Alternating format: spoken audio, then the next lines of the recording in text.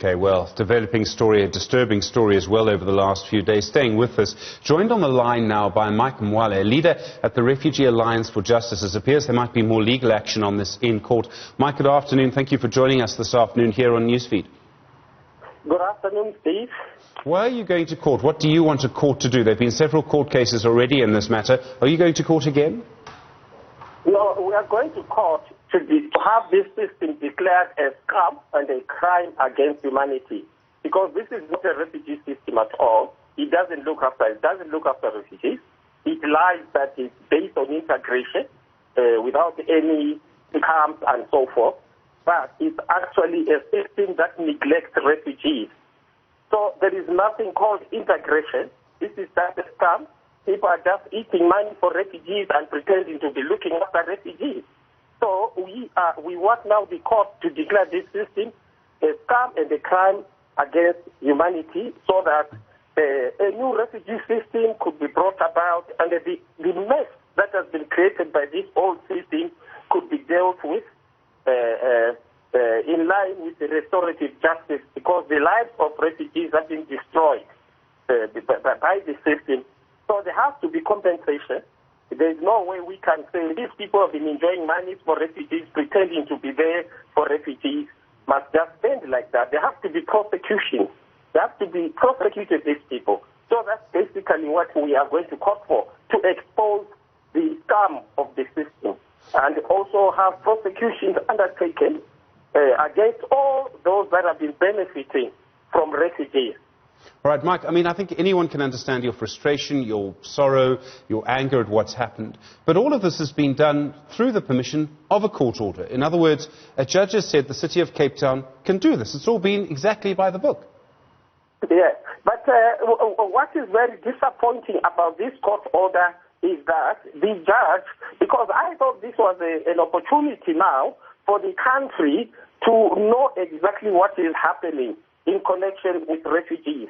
I thought the judge was now going to say who is responsible for refugees. I thought they were going to find out exactly what was happening in the refugee sector.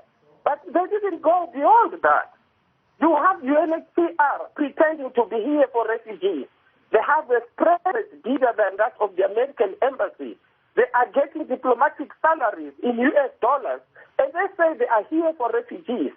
But nothing they are doing for refugees. Mike, this entire crisis, if we should call it that, was created by these people who themselves went from where they were living in our society in different parts of Cape Town, and they themselves went to the office of the United Nations High Commissioner for Refugees. That's where the group formed. They then moved into the church and in that area when police dispersed them from that office.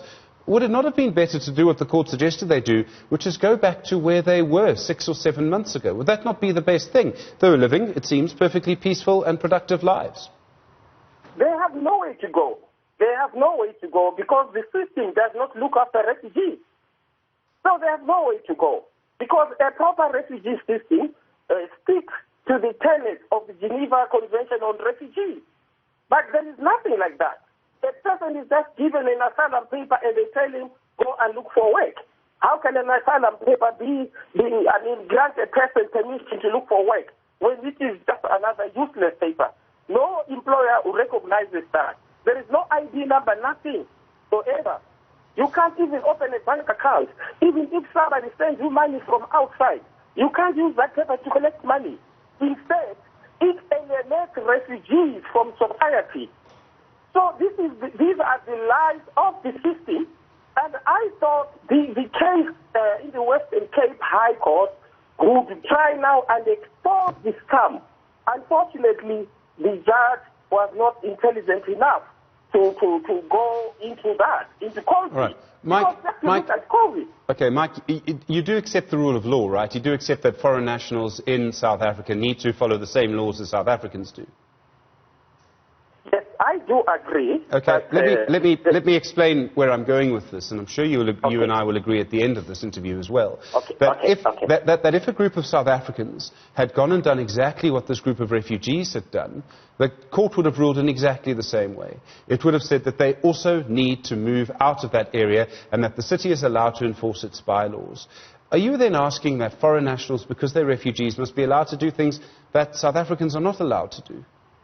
No, I saw this as an opportunity now for the court to try and find out what was happening in the refugee sector, why refugees were neglected. I thought this was the greatest opportunity to find out exactly who is eating money for refugees. There is money for refugees that according to the Geneva Convention on Refugees. Refugees don't just walk into a country and be just given a paper and told, go anywhere you want, and, there's nothing like that. There is a proper system that manages refugees according to the Geneva Convention. So I thought now this was the opportunity, because unfortunately, people don't understand what is happening. They don't understand why refugees are homeless. So this is what I thought the court would expose, the scam of the system. All right, Mike Mwale, thank you very much indeed from the Refugee Alliance for Justice on the line there. More court action in the offing on that case. We'll follow that closely here at Newsroom Africa.